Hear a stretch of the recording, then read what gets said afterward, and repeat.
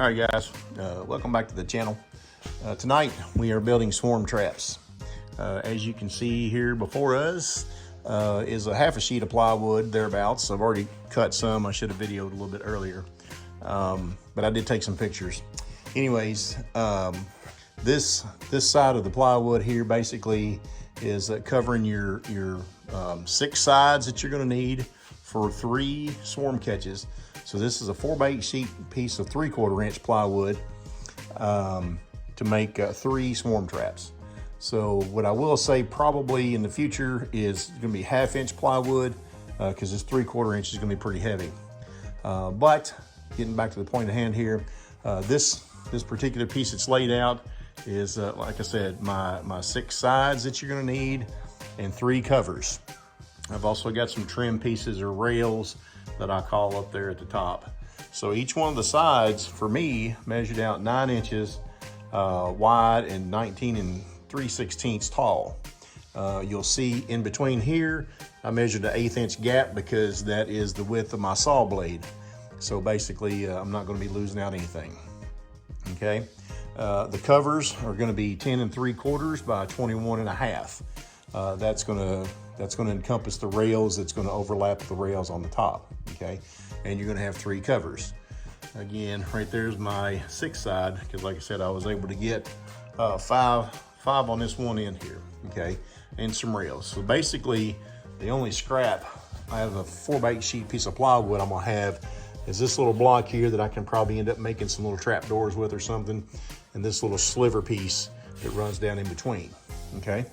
So over here real fast is the front and backs, and I've already got these cut out. So they measured at 19 3/16 and 18 1/4. Okay, and again, you're gonna have 6 of these total. Okay, again, this 4x8 sheet piece of plywood is gonna make 3 swarm catches. All right, and I was just over here kind of laying things out and seeing how it was gonna work. So this is a deep high frame, yes. And you know, you want to have some space at the bottom, okay, for the bees to come in and get basically acclimated. Okay, they'll move up in there and build their swarm. All right, we'll get back to this a little bit later after some more construction. All right, guys and gals, we are back. All right, I've got everything cut out now. I've got the fronts cut out, front and backs. Okay, you'll have 6 of those, and again, those are 19 3/16 by 18 1/4. You're gonna have 6 sides also, 9 inches by 19 3/16. You're gonna have 3 bottoms, 7 1/2 by 18 1/4. And you're gonna have 3 covers, which is 10 3/4 by 21 1/2. And then you're gonna have some rails or trim materials, what I call it, and you'll see where those are gonna go shortly. Like I said, this is going to be a 5-frame swarm catch, okay, made out of 3/4 inch plywood. Again, I've already said it once, but again, I think I would go 1/2 inch next time because these boxes are going to be kind of heavy, especially if you're going to be dealing with them, hanging them up above your head and all this stuff. So 3/4 inches is going to be a little aggressive.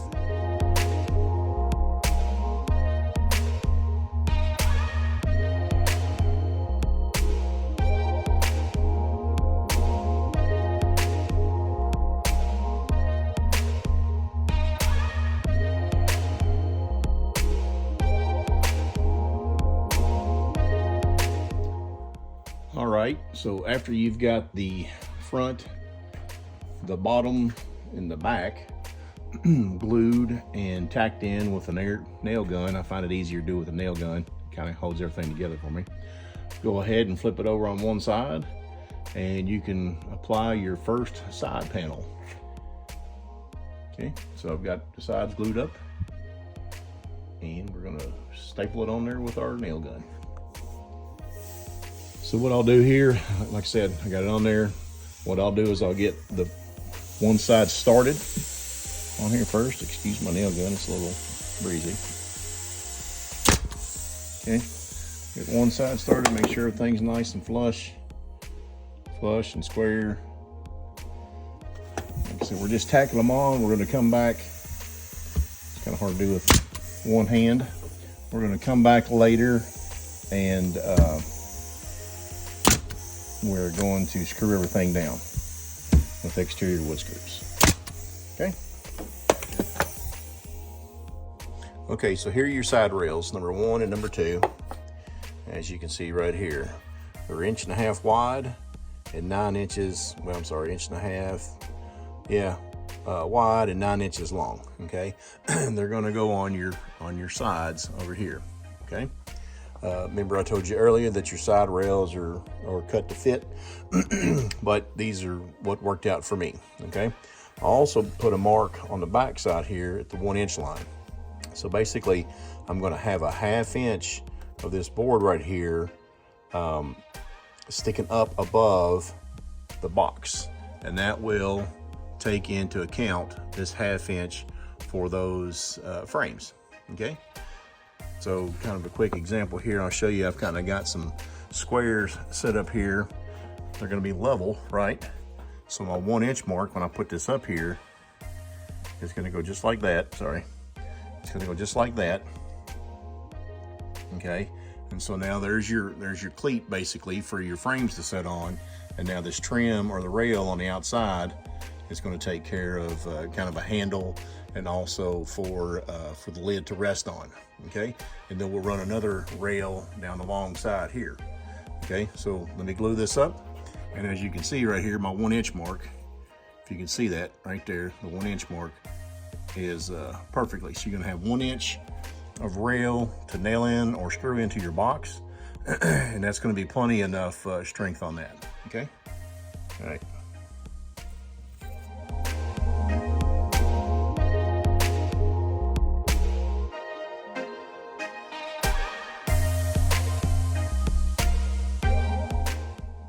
Okay, so now that I got my 2 side rails on, basically, I'll show you what the lid looks like when you get ready to put, or the lid or the cover, when you get ready to put the cover on, so you can see how much gap you're gonna have. Okay, so the cover's laid on there. So now if you look, there's not hardly any gap between the top of the frames. I mean, there's about an 1/8 inch gap. You can't really tell because the board's a little warped, but it's a nice snug fit. Okay, and again, there's going to be a side rail that goes on right here. We're going to put that on next. Okay, so now here is one of 2 front and back rails. All right, again, 1.5 inches wide and 21 1/8 inches long. Okay, and it's going to overlap both of your side rails right there. Okay, you're going to have your same 1/2 inch gap at the top with a 1 inch overlap down the side of the board.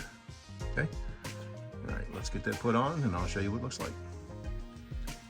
Okay, so now you can see that the second front and back rail is on, and you see how well that boxed in the top of the swarm trap. Okay, like I said, everything's working out pretty good so far with the measurements that I've been giving you. Now we'll work on the lid. So I made the lid just a little bit larger because what I want the lid to do is basically overlap. I'm gonna make it overlap the rails. So I'm gonna have additional side rails basically coming over the sides here like that on either side. Okay, all right.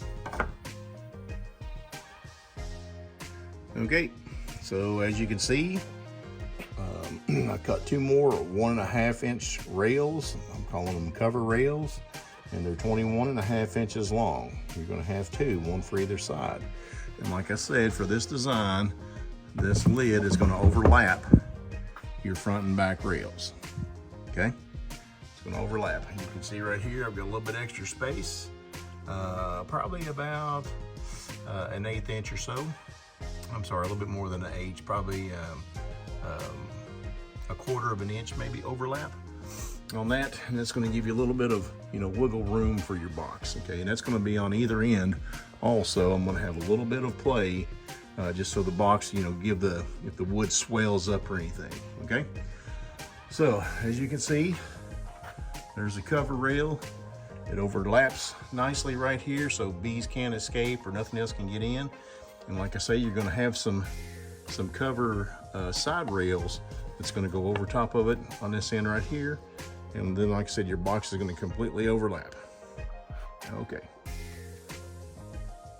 Okay, so like I said, here's your side cover rail measurements. Rail number 1, of course, you're gonna have one on the back side there also, so you're gonna have 2 side cover rails. Again, they measure 1.5 inches by 12 1/4 wide. And like I said, I designed this to go over top and lap over the side rails. So as you can see, it fits right on there. Like a little bit of, like I said, just a little bit of room for the wood to swell, but you're not gonna have anything getting out, basically. Okay. Alrighty, so at this point, that's pretty much the basic design, okay, for a swarm trap. At this point, you can go ahead and we're going to put an entry in the front side of it here. You can add hangers on the back side so they can hang up on a tree or whatever. I'm going to be putting some handles on here. That way you can ratchet strap the lid down on top of the box. So again, this is the basic design, and you should have enough material for 2 additional boxes from what I've got left over here. All right.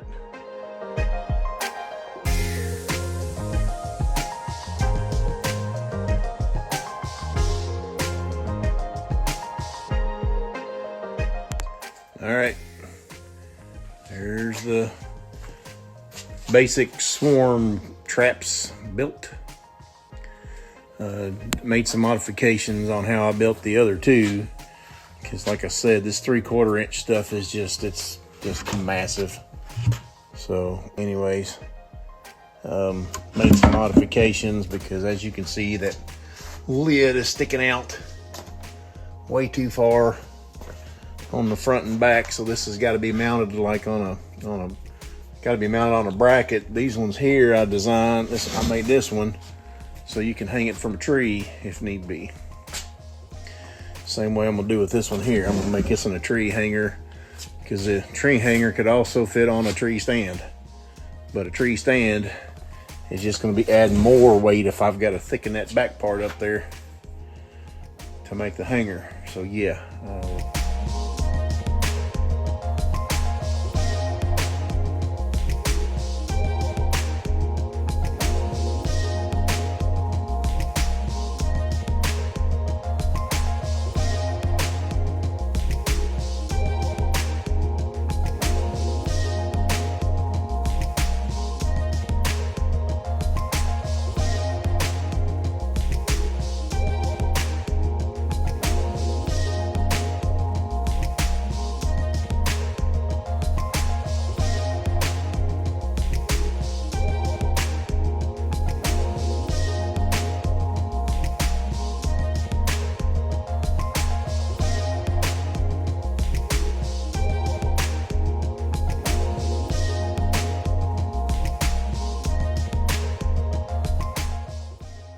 All right, everybody, we're back.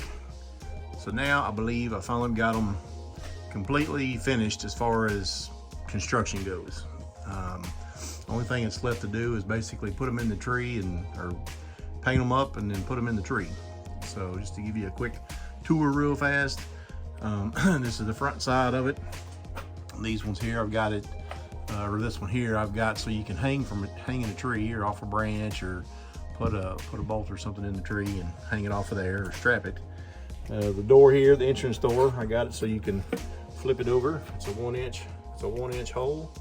I've got a screw here, holds the door open, so it's not going to flop down or anything like that. And you can close it back down when you get ready to take them back out of here. I've got the screw here. You take screw and screw that down, and then that way they can't escape on you when you're traveling. Spin it around real quick. I've got a handle on either side. These were just handles that I had after an old remodel job. I don't throw anything away because obviously repurposing things come in handy. But that handle worked out great. Probably what ended up happening will, I'll hook a ratchet strap onto that, across the top and hold the top in. That way it doesn't flop around. The back side here, you can see how I constructed the bracket here on the back. I guess it can hang from the tree. I glued it first, then I stapled it to give me some, just to kind of stabilize it until I put the deck screws in. Okay, those are 1 5/8" deck screws. And again, this is 3/4 inch plywood with the blocks there, and then just a piece of pallet material. This is a ventilation hole. Just use wire mesh on the inside, stapled it on the inside. The reason I didn't do it on the outside is because the bees would have built up. They don't like any spaces and things like that, so they would have built that up. I will recommend, probably in the future, I'll go ahead and drill that out first and then staple it with it unassembled, because it'd just be a lot easier to get to. Okay. Again, here's the other side with the other handle. The top here, it's got flashing on it. Just cut it to length, stapled it on there with some extra high frame nails that we normally get in our high frames. So there that is. It's pretty straightforward. Okay, pop the top off. Again, from the inside, I've got the lip here on mine, so you can see how the frames are going to sit in here. Basically, they're going to sit in there like that and ride on the box. On the inside here, I've got a 4-inch hole down at the bottom with the same mesh that's up here on this to keep the bees from getting out. And just on the bottom side, I've actually got a piece of expanded metal on here, because to keep the raccoons or anything out of it, mice and all that other stuff, try to keep it out. It's pretty heavy duty. Again, it was a piece of scrap. So I cut it to length, obviously tacked it in with some staples, and that's going to be pretty, that's pretty hardcore right there. You're not going to be able to get through that. So let's see, anything else on this one here? I don't think so.